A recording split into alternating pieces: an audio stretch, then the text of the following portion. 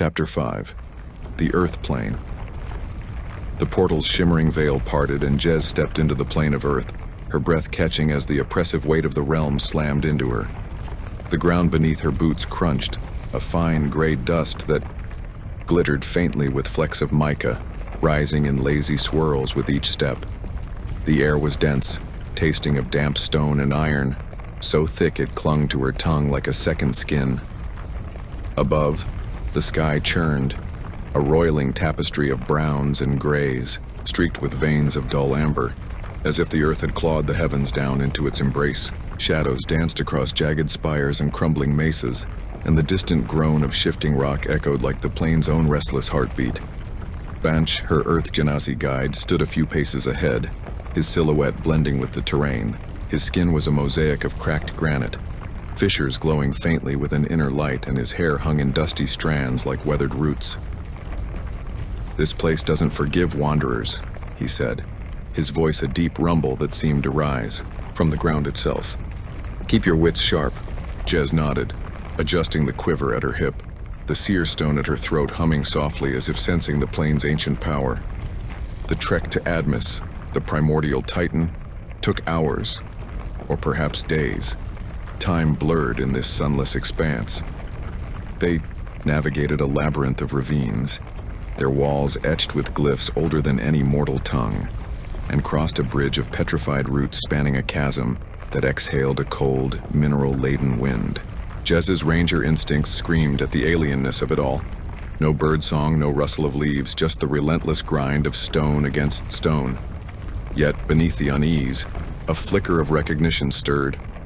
As a druid, she felt the earth's pulse calling to her, a slow, deliberate rhythm that resonated in her bones. Admis awaited in a cavern so immense it defied comprehension. His form dominated the space, a colossus of living rock, 80 feet wide and 150 feet tall, his surface studded with crystalline growths that pulsed with faint light. Molten metal churned at his core, visible through fissures in his chest. A slow, glowing heartbeat that cast eerie shadows across the chamber. When he spoke, the air vibrated, dust cascading from the ceiling in fine curtains. "To command the earth, you must surrender to its will. Prove your strength or be entombed." Jez met his gaze, her heart pounding, but she squared her shoulders. This was her path, and she would not falter. Wilthur, her druid mentor, joined them, his robes dusted with the plane's grit. Together, they ventured to Minthrin, a stronghold carved into the plane's heart, its corridors a maze of shifting stone and flickering torchlight. Jez's trials began in earnest. She faced tunnels that writhed like serpents, their walls grinding shut only to snap open into new paths lined with razor-sharp stalactites. Boulder traps rumbled toward her, each the size of a cart, forcing her to leap and roll, her muscles burning as she narrowly escaped being crushed. Illusions assaulted her mind, Runver's voice pleading as flames consumed their village, Archaeus's face cold with rejection, her own hands stained with blood she couldn't wash away. She clutched the seer stone, its protective aura grounding her as she chanted, "I am the root, I am the stone, I endure." One trial lingered in her memory, a chamber where the floor buckled and rose into pillars, each step a test of balance as the air grew heavy with the scent of sulfur. At its center stood a pool of molten rock, its surface bubbling lazily. Wilthur instructed her to reach into it, not with her hands but with her spirit. Jez knelt, closing her eyes, and extended her senses. The heat seared her mind, but she pressed deeper, feeling the earth's layers unfold. Magma rivers, fossilized forests, the silent patience of buried seeds. A vision bloomed, herself standing atop a cliff as roots burst from the ground at her command. When she withdrew, sweat beaded her brow, but her hands glowed faintly, imbued with the plane's essence. Another night, in Minthran's sparse guest quarters, a slab of polished basalt for a bed, a trickle of water echoing from unseen springs. Jez meditated. She reached out again, this time unguided, and the earth responded.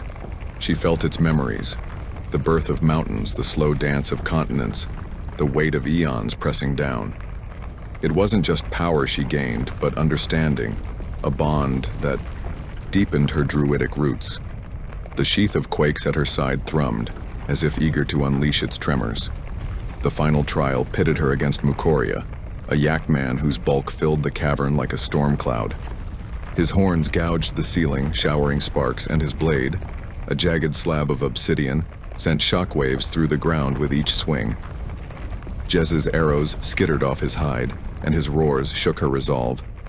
Desperate, she sank to one knee, pressing her palms to the stone. The earth answered, a surge of power rippling upward to encase Mukoria's legs in jagged rock. With him pinned, she knocked a final arrow, its tip glowing with druidic light, and loosed it into his heart.